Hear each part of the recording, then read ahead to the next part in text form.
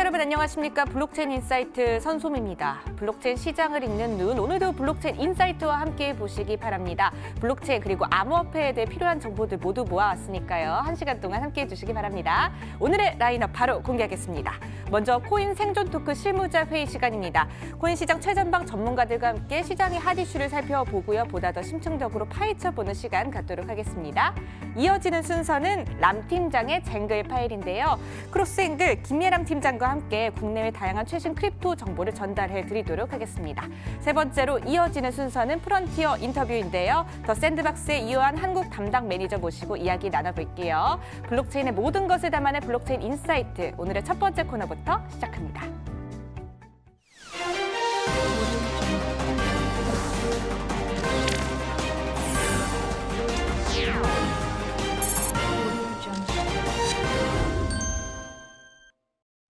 블록체인계의 지극히 개인적이고 편파적인 방송, 업계의 내밀한 속내를 시원하게 파헤쳐드리는 사심 토크죠. 코인 생존 토크 실무자 회의부터 시작하도록 하겠습니다. 오늘 함께하실 세 분 소개해드릴게요. 플레타의 박승우 대표, 디핀의 정윤성 이사, 파이엑스고 김기성 매니저 모셨습니다. 세 분 어서 오세요.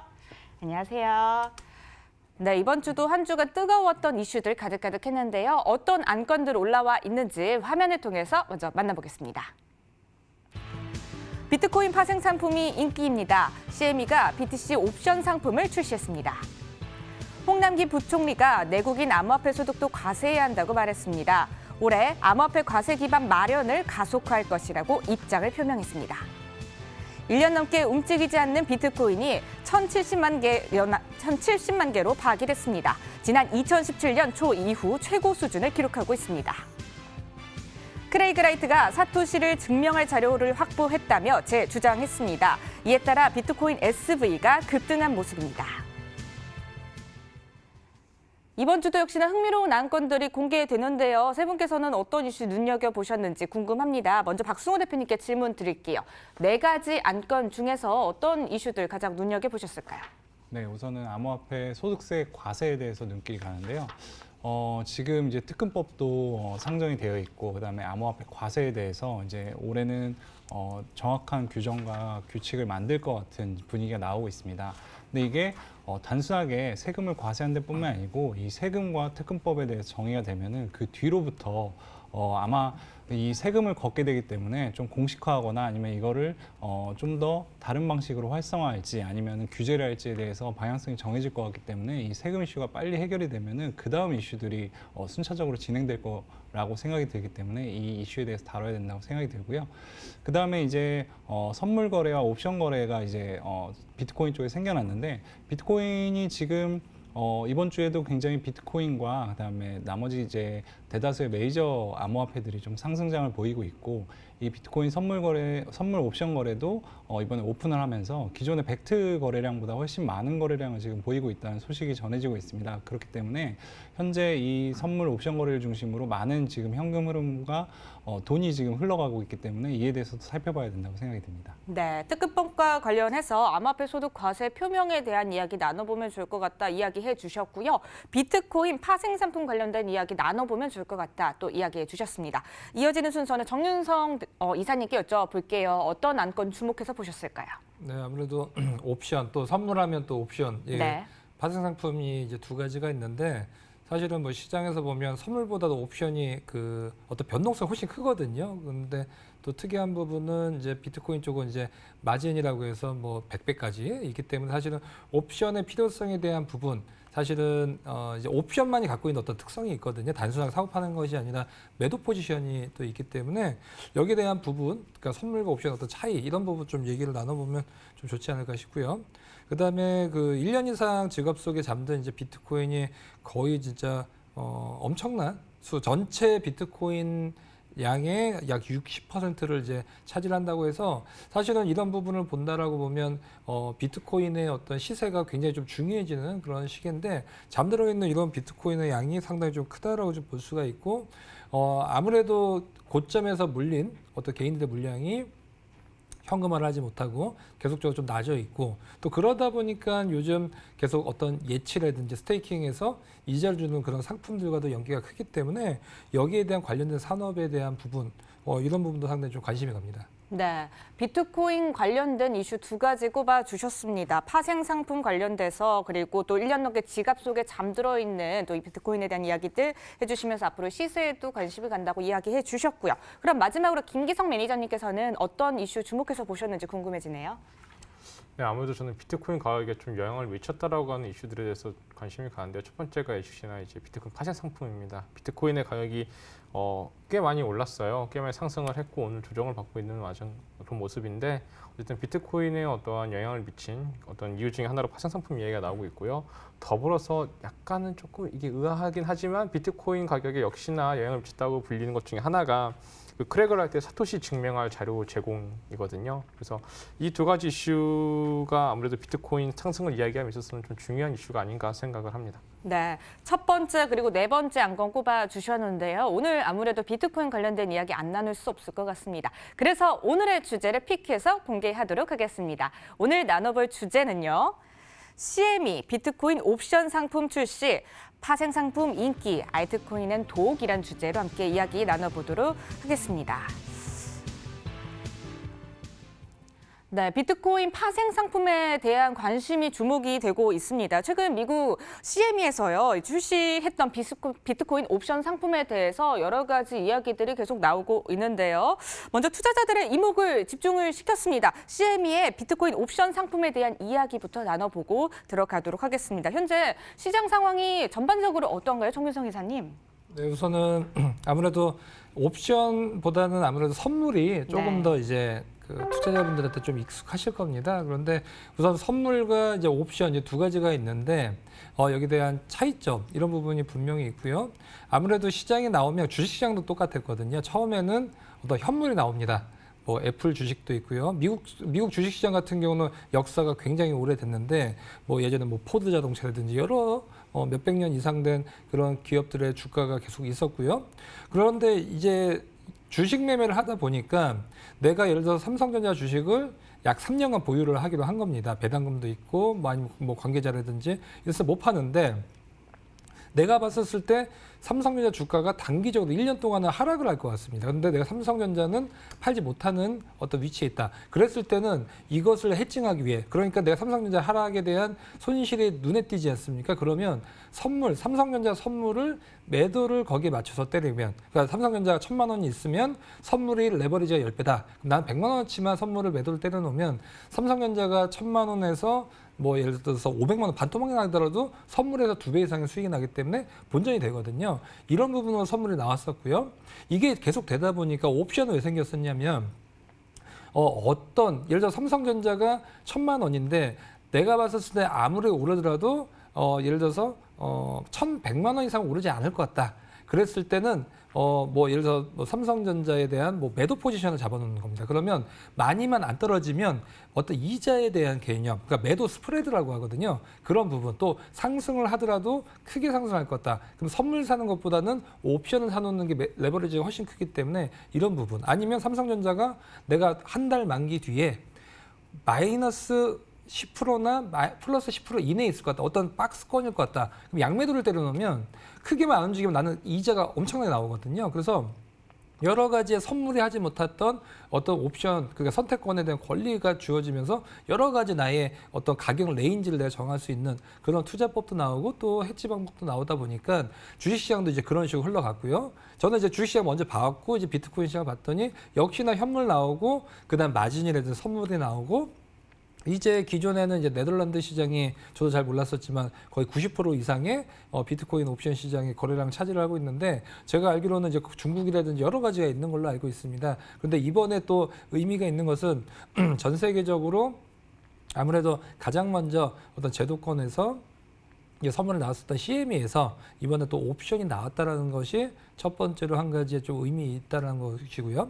근데 사실 CME는 당국의 정식적인 승인이 이제 나지 않은 상황에서 지금 비트코인 선물이 나왔고 이번에 옵션이 나왔었는데 벡트 같은 경우는 이제 승인을 받고 선물이 나왔었죠. 그런데 아직 벡트는 이제 CME의 그 선물보다는 거래량 같은 경우 상당히 좀 못 미치기 때문에 이번에 CME 옵션이 나왔다는 것이 상당히 기존에 있었던 어떤 아웃사이더들의 옵션들보다도 어떤 기대감이 크다. 하고 좀 보여집니다. 네, 세계 시장 상황과 더불어서 의의까지 함께 이야기를 해주셨는데요. 그렇다면 현재 거래되고 있는 비트코인 파생 상품의 전반적인 상황들은 또 어떤지 구체적으로 궁금합니다. 옵션 상품도 출시가 되고 있고요. 또 이에 따라서 마진 거래 이야기도 계속해서 나오고 있는데요. 김기성 매니저님 어떤가요?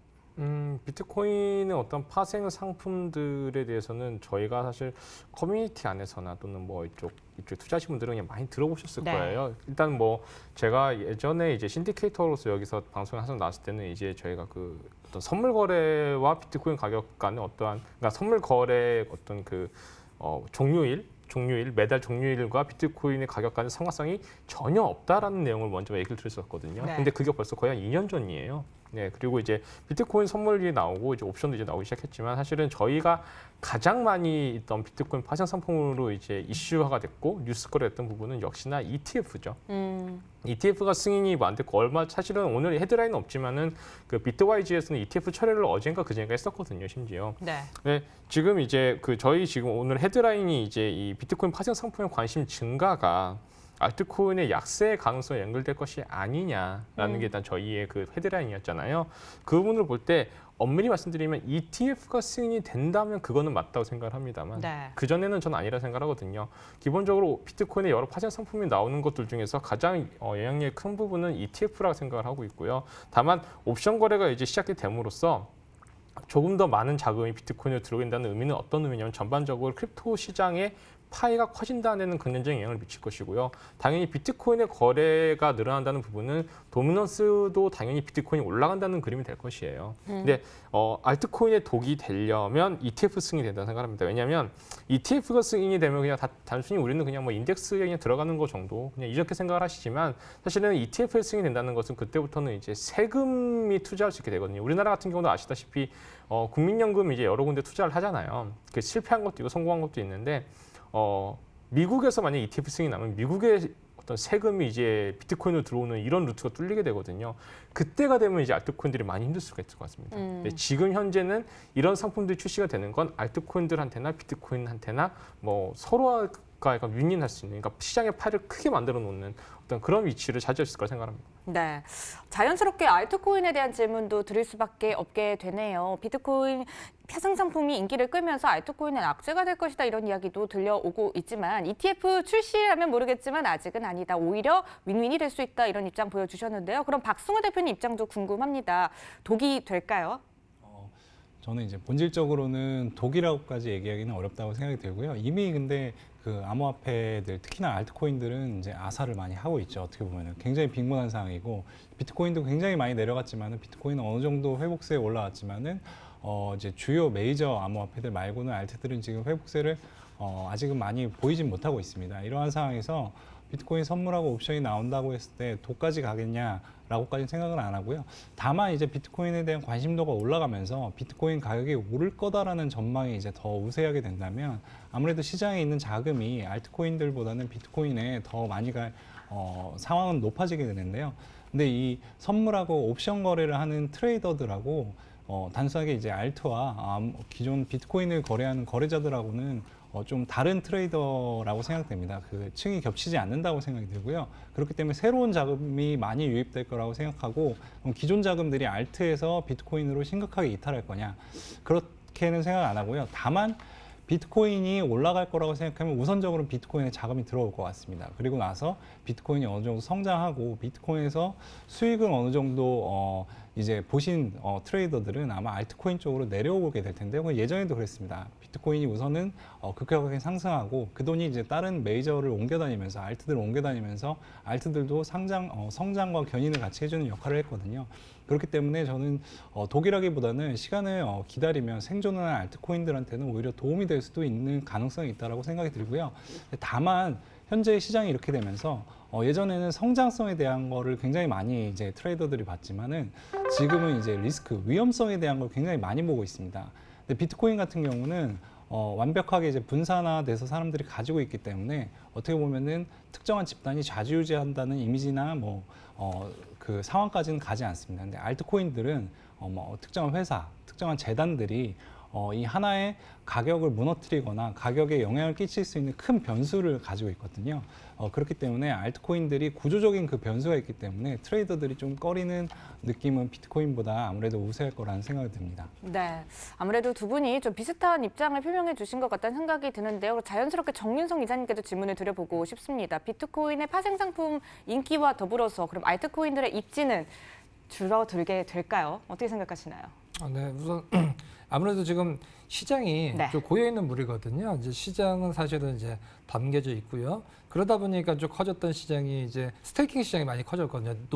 이걸 어떻게 할 수가 없고 또 많이 하락을 했기 때문에 팔기도 힘들기 때문에 그쪽으로 또 몰려가니까 또 아무래도 정해지는 시장 내에서는 돈이 좀 빠져나가니까 알트코인에 대한 관심도가 떨어지고 마찬가지로 이제 비트코인 같은 경우도 왜 처음에 그 마진 시장이 커졌었냐면 또 선물 시장이 커졌었냐면 하락을 하던데 대부분 이제 초보 투자자분들이기 때문에 위로 올라가야지 수익이 나지 떨어졌을 때 수익 나는 거가 있는지조차도 모르시는 분들이 대다수였는데 떨어지는 게 있어? 그럼 내가 이제 할게. 근데 이제 보면 DNA가 다 있습니다. 네. 제가 이제 이쪽 뭐 투자 업계 쪽에 한 10년 넘게 있다 보니까 그런 어떤 레버리지 있는 거 좋아하시는 DNA가 있어요. 네. 주로 내기 좋아하시는 분들이나 뭐 당구나 골프 좋아하시는 분들 또 약간 궤를 같이 하는데 그런 분들이나 아니면 투자를 좀 좋아하시는 분들 같은 경우 또 알트코인에서 또 많이 넘어가시기도 했거든요. 이번에도 마찬가지로 뭐 큰 영향은 이미 빠져나갔으면 빠져났기 때문에 이미 뭐 알트코인 힘들지만 옵션이 나왔을 때 근데 사실은 옵션이 일반인이 접근하기 굉장히 어려운 시장입니다. 그게 행사가라는 게 있어서 굉장히 이거 설명하려면 진짜 한 몇 시간 걸리거든요. 그래서 사실은 그렇게 큰 영향을 미치기는 뭐 이번에 쉽진 않지만 점차적으로는 비트코인과 비트코인의 파생 상품 쪽으로 계속 쏠리다 보니까 어떤 그 흐름 이런 부분은 계속적으로 좀 알트코인한테는 좀 힘들지 않나 싶습니다. 네. 자, 그렇다면 이제 많은 분들이 궁금해하실 만한 부분은요. 암호화폐 가격일 것 같습니다. 비트코인의 파생 상품이 계속 출시가 되면서 경쟁도 치열해질 것으로 보이는데요. 이것이 과연 암호화폐 시장 전반의 가격 상승을 일으킬 수 있을까요? 김기성 매니저님 어떻게 생각하시나요?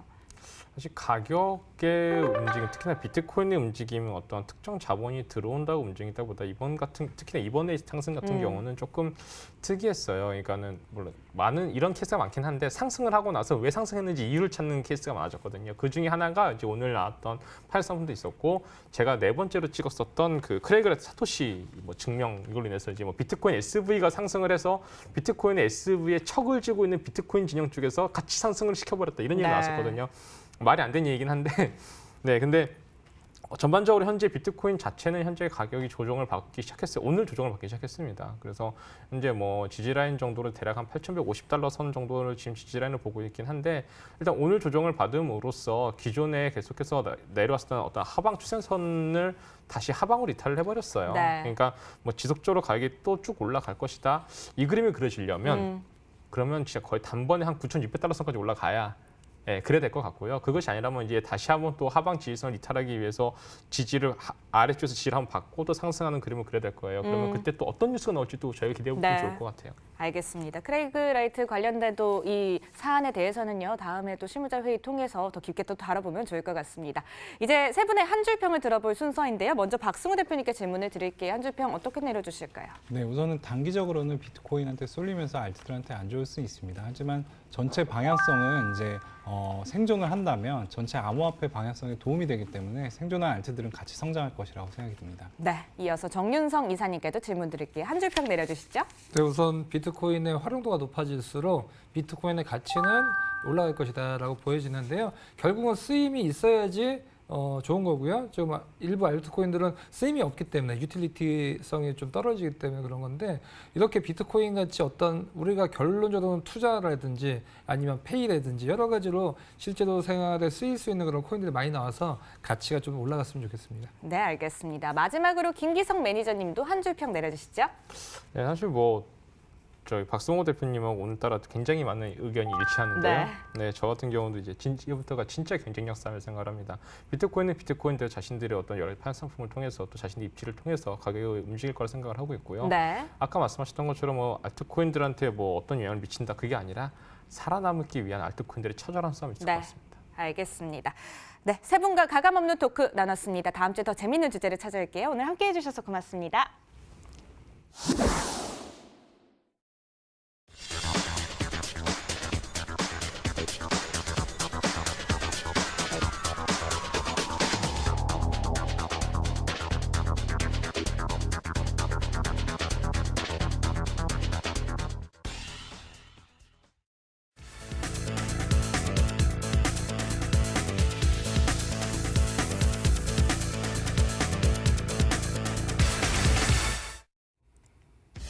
암호화폐 공식 플랫폼 쟁글에 올라온 신뢰할 수 있고 정확한 공시 데이터 이 시간 통해 알려드리도록 하겠습니다.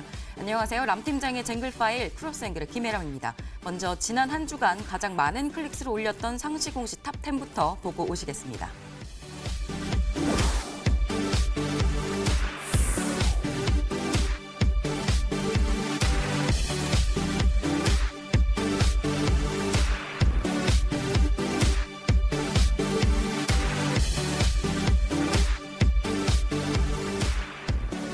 네, 이번 주에는 상시 공시 관련된 것이 아니라 이 메인넷들의 온체인 기록들을 좀 비교 분석해드리려고 합니다. 지난번에 결산으로 꾸렸던 방송에서 이 시장에서는 현재까지 메인넷 프로젝트의 압도적인 시총이 몰려있다라고 말씀을 드렸었죠. 글로벌 시총 20위의 프로젝트들 중에서 체인링크, 테더, 후오비 토큰을 제외한 무려 16개가 메인넷 프로젝트입니다. 그러니까 이 말은 어댑션 단계, 즉 실생활에 실제로 적용될 만한 단계의 덱들이 활성화가 되지 않았기 때문에 그 덱들을 기반이 되는 메인넷들에 훨씬 더 시장이 베팅을 하고 있다. 뭐 이렇게 해석을 할 수가 있을 것 같습니다. 어쨌거나 그런 만큼 현재 우리들에게는 메인넷에 주목할 수밖에 없는 상황일 겁니다. 이 암호화폐 공식 플랫폼 쟁글은 이 메인넷들의 온체인상 거래 기록과 데이터들을 비교해서 보여드리고 있는데요. 현재까지는 이더리움과 클레이튼, 이오스트, TTC 총 4곳의 메인넷 온체인을 분석을 해드리고 있습니다. 앞으로는 비트코인과 같은 큰 메인넷까지 이 범위를 늘려나갈 계획입니다. 이 쟁글은 메인넷들의 노드로 직접 참여해서 온체인 기록을 뽑아내기 때문에 이 거래소들의 자전 거래와 같은 것들은 집계하지 않아서 실제 거래를 파악하기에 훨씬 적합하다 이렇게 보시면 되겠습니다. 현재 쟁글이 데이터를 보여드리고 있는 4곳의 메인넷 데이터들을 비교 분석해 보도록 하겠습니다. 먼저 가장 기본이 되는 트랜잭션, 이 거래 처리 횟수를 좀 살펴보겠습니다. 지난 7일간을 기준으로 이 메인넷 4개 중에 트랜잭션이 가장 많은 곳은 이오스트였습니다.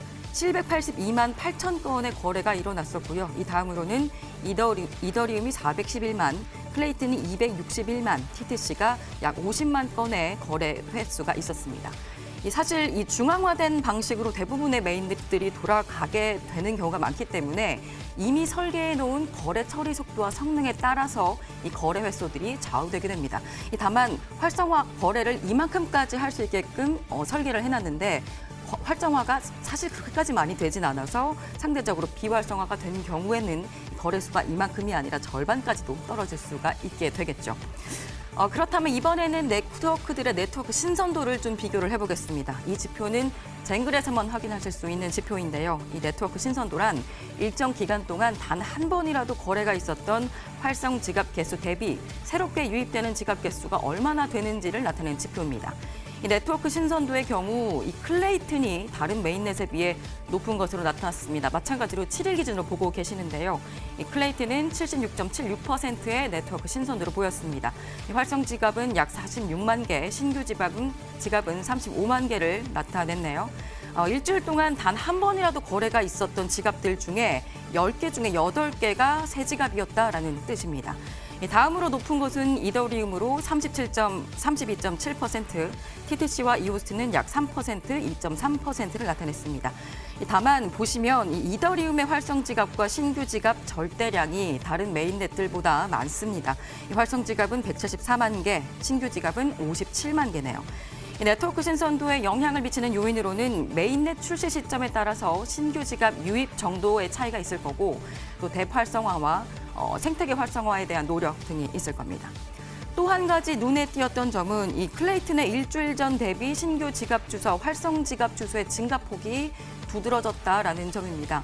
이 신규 지갑은 50%, 활성 지갑은 33%가 늘어났네요. 이 온체인 거래량 또한 7일 전보다 280%나 늘어났습니다. 이 클레이튼의 경우 메인넷 출시 시점이 상대적으로 얼마 되지 않은 등의 요인들이 있지 않을까라는 예상을 좀 해볼 수 있겠습니다. 또 다른 지표를 보겠습니다. 이 주식시장에서 주가가 고평가가 됐는지 저평가가 됐는지를 알아보는 퍼 많이 아시죠? 이 퍼는 한 주당 이익을 나타내는 지표인데요. 이 메인넷들의 가격이 너무 고평가가 됐는지 저평가가 됐는지를 알아볼 수 있는 퍼와 유사한 NVT라는 지표를 좀 살펴보겠습니다. 이 NVT는 메인넷 시총을 온체인의 거래 횟수로 나눈 겁니다. 그러니까 토큰 시총 대비 거래가 얼마나 활성화가 됐느냐를 나타내는 지표겠죠. 7일 기준으로 보시면 MVT가 높은 곳 이더리움이었습니다. 이더리움의 MVT는 69.09를 나타냈고 이오스트는 28.34, TTC는 0.2를 기록했습니다. 이 MVT가 현재 크립토 시장에서 현실적으로 투자 기준이 되는가 뭐 이런 것들은 좀 차치하고서라도 이더리움이 다른 메인넷들에 비해서는 MVT에 따르면 고평가가 돼 있다라고 해석해 볼 수도 있겠네요. 네, 다음 이 시간에는 다시 상시 공시와 프로젝트 후 들고 돌아오겠습니다. 프로젝트가 직접 자신의 정보를 공시하는 쟁글에서 신뢰할 수 있고 정확한 공시 데이터 확인해 보시기 바랍니다. 지금까지 람 팀장의 쟁글 파일 김혜람이었습니다.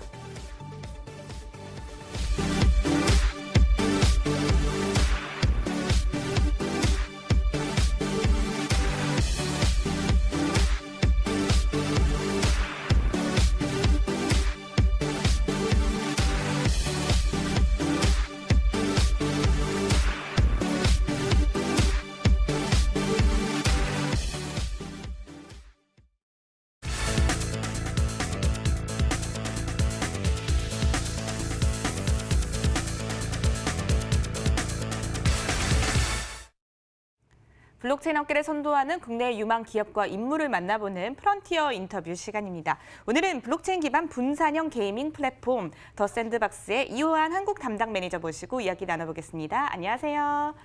예, 안녕하세요. 반갑습니다. 먼저 시청자 여러분들께 간략하게 소개와 인사 말씀 부탁드릴게요. 예, 안녕하세요. 저는 더 샌드박스 한국 담당 매니저 이효한입니다.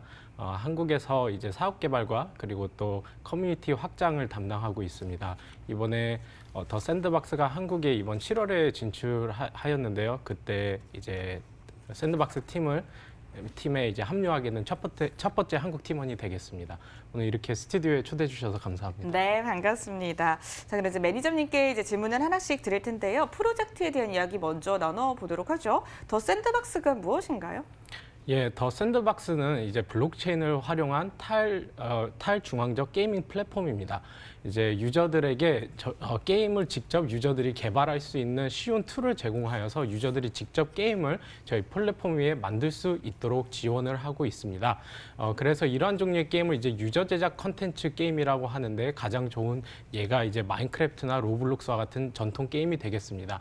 그래서 쉽게 설명드리자면은 이제 블록체인 상의 마인크래프트 게임이라고 이해하셔도 되겠습니다. 그리고 저희 샌드박스 팀에 대해서 소개를 해드리자면 저희는 이제 글로벌 팀으로 37명으로 이루어져 있습니다. 저희 개발 스튜디오인 픽소울은 아르헨티나 부에노스아이레스에 위치해 있고 프로젝트 매니징 팀은 프랑스에 위치해 있고 그리고 이제 지역별 사업 개발 팀이 이제 서울과 그리고 일본에 위치해 있습니다. 네. 예. 그렇군요. 근데 기존에 사실 게임을 개발을 하신 이 부분, 방금 또 마인크래프트 얘기해 주셨는데 블록체인 옷을 그냥 입은 마인크래프트가 아닌지 이런 질문도 좀 이제 많이 들으실 것 같아요. 블록체인 게임 분야에 진출하게 되신 특별한 계기가 있었을까요? 예, 사실 이런 유저 제작 컨텐츠 게임에는 한계가 있습니다. 왜냐하면은 기존 전통 게임들 같은 경우에는 이제 유저들이 직접 이제 기여하고 또 관여하면서 게임 생태계를 만들어 가면서 이제 UGC 게임 장르가 지난 10년간 급성장을 하였는데요. 그럼에도 불구하고 유저들에게 특별히 보상이 제공이 되지 않고 있고 그리고 만에 하나 이러한 게임들이 또 중앙 서버 시스템이다 보니 게임 서비스가 중단이 될 경우 이제 유저들이 자신의 컨텐츠를 모두 잃게 됩니다. 그렇기 때문에 이제 그러한 전통 UGC 장르 게임들의 어떤 문제점을 극복하기 위해서 더 샌드박스가 이제 블록체인에서의 그 NFT라는 기술을 활용하여서 지금 3D 버전의 새로운 게임을 지금 출시를 준비를 하고 있습니다. 그렇게 될 경우 이제 유저들이 자신이 컨텐츠 안에서 만드는 모든 아이템이나 컨텐츠 캐릭터에 대한 완전한 소유권을 갖게 되어서 게임 내에서 자유롭게 이동도 가능하고 게임 밖으로도 이동이 가능하고 자신들이 원하는 이제 상업적인 목표를 위해서도 사용을 할 수 있게 됩니다. 이런 부분이 이제 블록체인이 게임에 가지고 오는 이제 영속성이라고 보시면 되겠는데요. 그래서 이제 유저들이 만든 컨텐츠가 이제 게임 서비스가 중단이 되더라도 이게 NFT 토큰으로 등록이 되어 있기 때문에 영구적으로 보관할 수 있고 자신들이 원하는 또 다른 컨텐츠에서 이렇게 활용을 할 수가 있습니다. 또한 이제 블록체인 기술이 또 확장성을 또 가져옵니다. 그래서 이러한 게임 아이템들의 이력을 이제 블록체인을 통해서 확인할 수 있기 때문에 이 아이템이 이제 뭐 유명 프로게이머가 소유했었던 아이템이라거나 혹은 대회에서 우승한 경험이 있는 이력의 그런 아이템이라면 그 가치가 더욱더 상승할 수 있습니다. 그렇기 때문에 어떠한 게임 내에서의 게임 유저의 어떤 활동에 따라서 그 아이템의 가치가 올라갈 수 있습니다. 그렇기 때문에 블록체인 게임은 사실 어떠한 게임의 틀에 국한이 된다라기보다는 어쩌면 새로운 자유로운 창작의 공간을 만들고 있다고도 볼 수 있을 것 같습니다. 네, 블록체인 기술이 도입이 함께 되면서 어떻게 보면 조금 더 확장이 된 것 같다는 생각도 듭니다. 그러면 이제 블록체인과 게임의 결합으로 인해서 기대하고 계시는 효과도 있지 않을까 싶은데요. 어떤 걸 예상하시나요? 지금 방금 말씀드린 그 두 가지 영속성과 그리고 확장성을 핵심적으로 말씀드릴 수 있을 것 같아요. 물론 다양한 순기능이 있지만 그래서 설명드린 대로 영속성을 통해서 유저들이 자신의 아이템을 영구적으로 보관하고 이제 그거에 대한 소유권을 가지게 되고요. 그리고 확장성 관련해서는 이제 게임에서의 활동에 따라 아이템의 가치가 올라갈 수 있고 그 아이템이 단순히 게임에서만 활용되는 것이 아니라 디지털 수집품 시장에서도 어떤 가치를 갖고 거래가 될 수 있게 되겠습니다. 네. 자, 그럼 이제 더 샌드박스에 대한 조금 더 심층적인 질문들을 들어볼까 하는데요. 그럼 더 샌드박스는 플랫폼 구성이 구체적으로 어떻게 되어 있는 건가요? 예, 더 샌드박스 같은 경우에는 핵심적으로 세 가지 구성 요소를 가지고 이루어져 있습니다. 네. 그게 복스 에딧, 그리고 마켓플레이스, 그리고 게임 메이커가 되겠습니다. 그래서 이제 복스 에딧부터 설명을 드리자면 이제 저희 더 샌드박스에서 직접 개발한 이제 복셀 모델링 프로그램입니다. 그런데 이 프로그램이 다른 복셀 프로그램과 차별점이 있는 것은 애니메이션 기능이 추가가 되어서 유저들이 자기 모델을 만든 후에 애니메이션을 추가를 할 수 있고요. 그래서 누구나 이제 쉽게 복스 에딧을 통해서 게임에서 본인이 활용하고 싶은 게임 아이템이나 캐릭터를 직접 만들 수가 있습니다. 그래서 복스 에딧은 작년 12월에 출시가 되었고 지난 1년 동안 6만 번 이상의 다운로드를 달성하였고 네. 지금 현재 많은 복셀 아티스트들이 이 소프트웨어를 활용하면서 저희 더 샌드박스에도 높은 수준의 복셀 아트들을 계속해서 제공해주고 제출해주고 있습니다. 그리고 두 번째로 설명드리고 싶은 게 이제 마켓플레이스인데요. 마켓플레이스가 두 번째로 중요한 핵심 요소입니다. 그래서 유저들이 이제 복스 에딧에서 아이템을 만들었을 때 마켓플레이스로 가져오면 마켓플레이스에서 그 아이템을 NFT로 변환해주고 그리고 이 안에서 자유롭게 거래하고 판매하고 구매할 수 있도록 해주고 있습니다. 이 마켓플레이스는 지난 10월 중순에 출시되었습니다. 그리고 지금 아직 출시 안 된 게 이제 세 번째 핵심 요소인 게임 메이커입니다. 그래서 게임 메이커는 이제 내년 2월에 출시를 지금 예정으로 하고 있는데요. 이 게임 메이커를 통해서 유저들은 자신이 만든 아이템과 어떤 게임 컨텐츠를 가지고 이제 직접 게임을 만들 수 있게 됩니다. 근데 뭐 프로그램이나 어떤 코딩을 알 필요가 없는 이유가 게임 메이커가 이제 비주얼 스크립팅을 제공하여서 누구나 쉽게 어떤 게임의 물리나 어떤 트리거들을 설정을 하여서 쉽게 캐주얼 게임을 직접 제작할 수 있도록 지원하고 있습니다.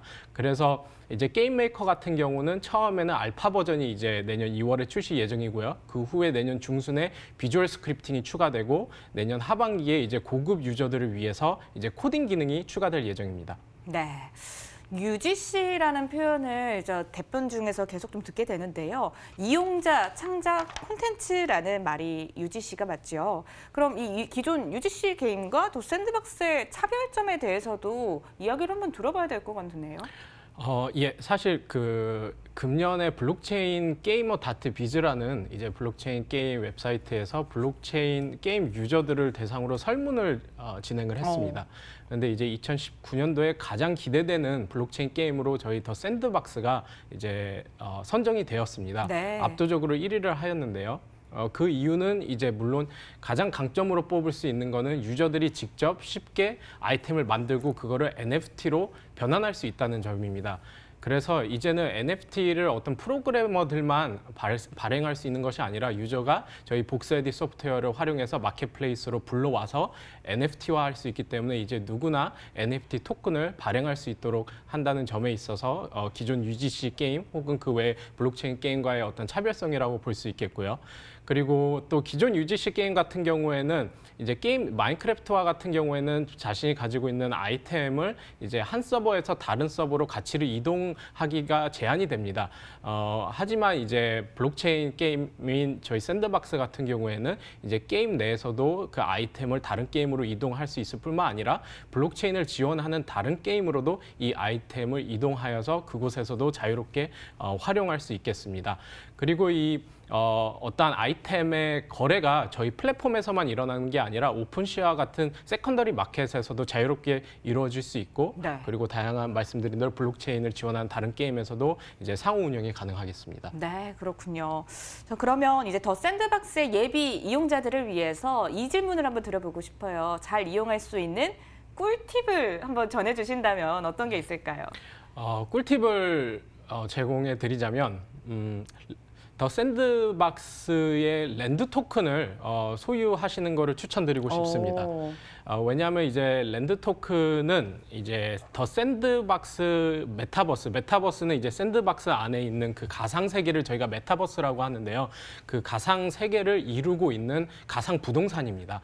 그래서 이 가상 공간을 보유해야만 유저들이 자신의 어떤 컨텐츠나 어떤 게임을 만들 수가 있습니다.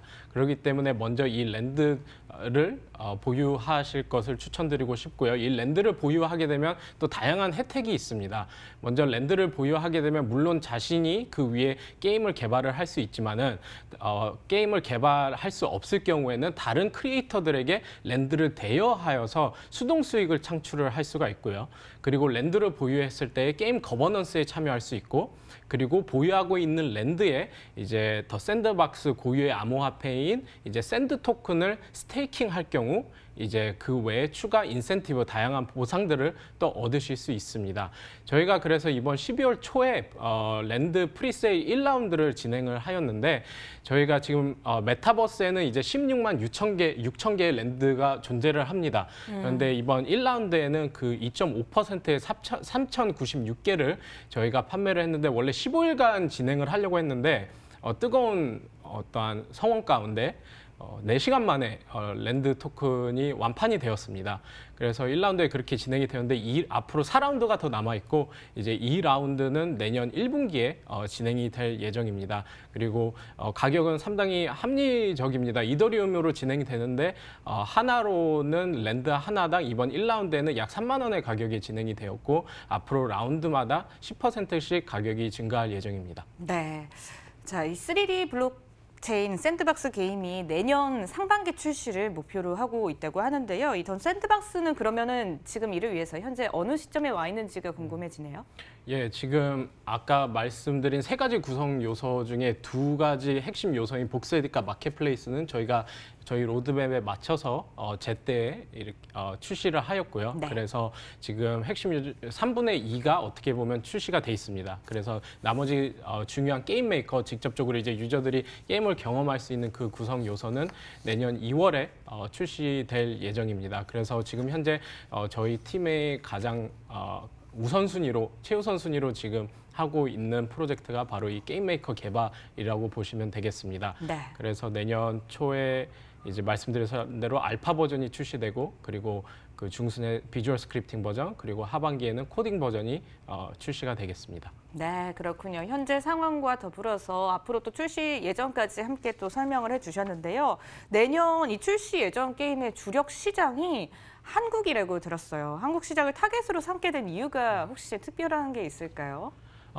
예, 일단은 이제 샌드박스 팀에서 이제 고민을 했을 때 일단 한국 시장만큼 어떤 게임 산업이 잘 발달해 있고 또 많은 수의 게이머를 벌써 가지고 있는 나라가 없다라고 판단을 하였고 네. 그 외에도 블록체인 산업 자체도 한국에서 계속 구축되고 있다라고 판단을 하였습니다. 아시다시피 한국에 벌써 블록체인 관련 인프라가 잘 구축이 되어 있어서 한국에 뭐 다양한 블록체인 벤처 투자 회사라든지 암호화폐 거래소도 있고 그리고 관련된 이제 미디어 들도 존재를 합니다. 그래서 그런 부분에 그리고 또 한국의 뭐 저희 파트너인 클레이튼을 비롯해서 또 대기업들이 블록체인 개발에 뛰어들고 있는 상황에서 저희가 그런 부분에 있어서 한국을 좀 높은 가능성이 있다고 판단하여서 한국을 진출하게 되었습니다. 그래서 한국의 진출 지금 현재 한 상황에서 저희가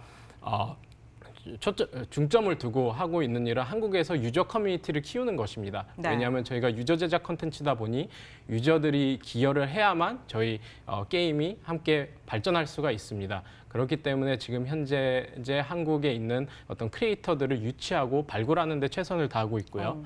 그래서 지금 저희가 9월 달에는 한국에서 이제 복셀 아트 공모전이라고 해서 이제 제야에 있는 그런 아티스트 분들을 찾기 위해서 공모전을 진행을 하였는데 그때 54개의 작품이 또 제출이 되었고 이를 통해서 숨어 있는 고수들을 많이 찾게 되었습니다. 그래서 그 중에는 뭐 학생도 있고 회사원도 있고 그리고 농부도 계셨습니다. 놀랍게도.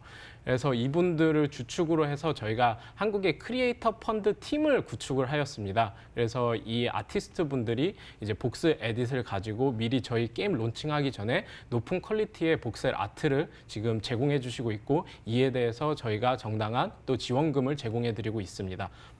네. 예.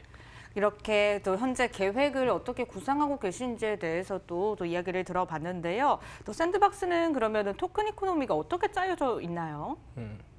지금 더 샌드박스에는 크게는 3가지 종류의 토큰이 존재합니다. 하나는 이제 샌드 토큰이라고 하여서 ERC20 토큰입니다. 네. 이 샌드 토큰은 이제 게임 내에서 모든 거래 시 사용되는 토큰이고, 그리고 이 샌드 토큰이 이제 거래소에 상장될 토큰이 되겠습니다.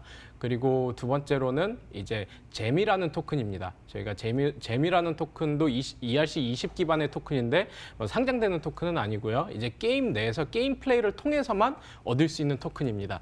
그래서 이 토큰을 얻어야만이 자기가 가지고 있는 아이템의 속성을 업그레이드하고 그 어떤 희소성을 더 높일 수 있게 해주는 그런 토큰이 되겠습니다. 그리고 세 번째는 이제 NFT 토큰들로서 랜드 토큰, 아이템들 그리고 게임 컨텐츠가 있겠습니다.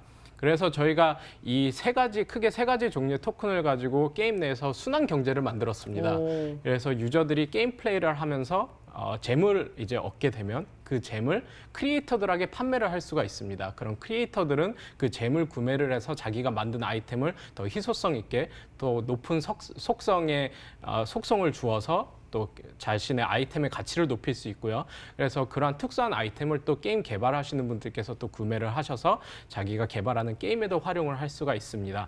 그리고 물론 게임 개발하시는 분들께서 직접 또 복스 에딧을 사용하여서 아이템을 만드실 수도 있습니다. 그렇게 만들어진 게임을 또 플레이어들이 다시 플레이를 하면서 또 잼을 얻게 되고 하는 형식으로 이렇게 순환 경제가 조성이 되겠습니다. 네, 토큰 이코노미와 함께 또 수익 창출 어떻게 되고 있는지에 대해서도 함께 이야기를 해주신 것 같아요.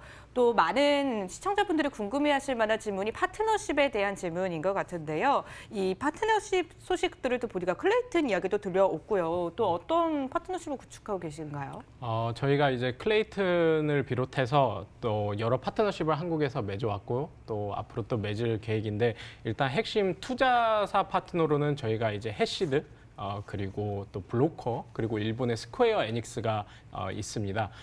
그리고 그 외에 최근에 저희가 이번에 젠글에 저희가 공시로 올린 정보 중에 뎁닷컴과 그리고 뎁레이더와의 그리고 파트너십도 저희가 체결하는데 이는 저희가 함께 저희 더 샌드박스에서 진행하는 이벤트도 홍보하고 그리고 블록체인 유저들을 이제 유치하기 위해서 그러한 파트너십을 맺었고요. 그리고 한국에서 게임 개발하시는 분들 이제 저희 플랫폼에서 이제 다양한 게임들이 나와야 되기 때문에 그거를 홍보하기 위해서 저희가 한국 모바일 게임 협회하고도 저희가 파트너십을 맺었습니다. 게임 모바일 협회 같은 경우에는 지금 8,000개의 회원사를 두고 있고, 그리고 또 최근에는 SBS 게임 SBS 아카데미 게임 학원과도 파트너십을 맺었습니다. 그래서 SBS 게임 학원과 같은 경우에는 전국에 8지점을 운영을 하고 있고 8,000명의 수강생이 있는데, 이렇게 저희가 다음 세대의 한국 게임 개발자들에게 이러한 블록체인 게임도 소개하고 저희 샌드박스 게임 플랫폼을 소개함으로써 이제 저희 어떠한 잠재적 저희 플랫폼의 기여자들이 될 수 있도록 그렇게 홍보를 진행하고 있습니다. 그래서 저희는 파트너십을 통해서 많은 유저를 유치하고 또 네. 크리에이터들과 게임 개발자들을 지속적으로 찾으려고 노력하고 있습니다. 파트너십 이야기를 듣다 보니까요. 이게 사업이 교육과 또 앞으로의 양성에도 참 많은 또 계획을 또 드리고 계시구나 이런 생각이 드는 것 같습니다. 자, 앞으로의 계획에 대한 질문 또 빼놓을 수 없을 것 같은데요. 향후 예정된 더 샌드박스의 행복 어떤 게 있을까요? 예, 아까 말씀드린 대로 저희가 이번 달 초에는 저희가 랜드 프리세일 1라운드를 진행을 하였는데 4시간 만에 완판이 되었다고 말씀드렸습니다. 그런데 기회를 놓치셨다고 안타까워하지 않으셔도 됩니다. 왜냐하면 2라운드가 내년 1분기에 진행될 예정입니다. 그게 저희 가까운 로드맵이고, 그리고 또 저희가 아까 게임 메이커 알파 버전을 지금 내년 또 1분기에 출시를 하려고 하고 있습니다. 아직 공개는 되지 않았지만 제가 개발되고 있는 진행 사항을 봤는데 그 게임이 생각보다 부드럽게 나오고 있습니다. 지금 네. 화면에서 보시는 거는 상당히 초기이고요. 그리고 최근에 저희가 이제 엔진을 유니티 엔진으로 바꿨습니다. 그래서 유니티 엔진에서 만들어지고 있는 게임 메이커는 상당히 스무스하고 잘 나오고 있어서 네. 아무래도 그 알파 버전의 출시가 또 2라운드 프리세일에 또 도움이 될 거라고 보고 있는데 또 그런 상황입니다. 그래서 게임 메이커 알파 버전이 내년 2월에 출시되고, 그리고 그 이후에 커뮤니티의 피드백과 함께 계속해서 새로운 패키지와 어떤 기능들을 추가할 예정이고, 내년 중순에 이제 비주얼 스크립팅과 내년 하반기에 이제 고급 유저들을 위한 코딩 기능을 추가할 예정이 되겠습니다. 그 외에 또 다양한 파트너십 준비하고 있기 때문에 또 쟁글에서 또 파트너십 공시 소식을 기대하셔도 될 것 같습니다. 네, 좋습니다. 지금까지 더 샌드박스의 이요한 한국 담당 매니저와 함께 이야기 나눠봤습니다. 오늘 나와주셔서 고맙습니다. 감사합니다.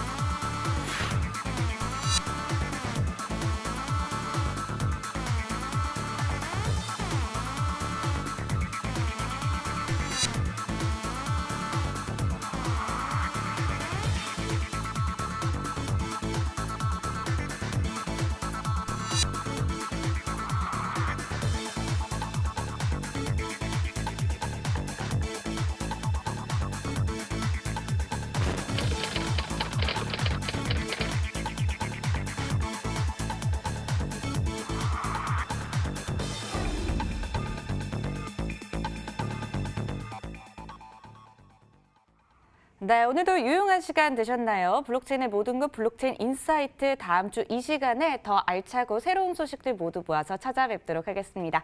1시간 동안 함께해 주신 여러분 고맙습니다.